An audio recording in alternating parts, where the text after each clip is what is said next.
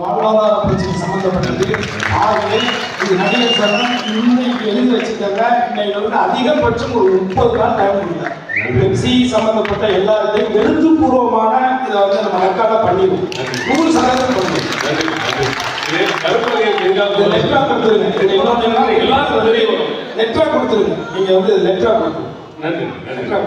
அடுத்தது வந்து இந்த 10,000 ரூபாய் ஊதியத்துக்கு மேல வாங்கக்கூடிய நடிகர்கள் இப்ப புதுசா எல்லா நேரத்துக்கும் ஃப்ரெஷ்ஷா வேணும்னு நினைக்கிறாங்க. தப்பு இல்லை. ஆனா அவங்க முடிஞ்ச அளவுக்கு பெப்சில மேனேஜர் ஸ்டூடியோலையும் தயாரிப்பாளர் சங்கத்திலையும் பேசி அவங்க உறுப்பினராக தெரிஞ்சுக்கணும். அது ரொம்ப அது கண்டிப்பா கொடுக்குறேன்.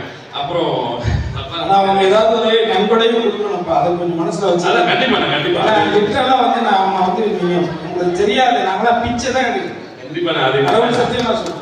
அவ்வளவு அசிங்கம். இந்த சமீப காலத்துல உங்களுடைய விளைவுகள்லாம் நான் தலைவனுக்கு அவ்வளவு தூரம் பார்த்து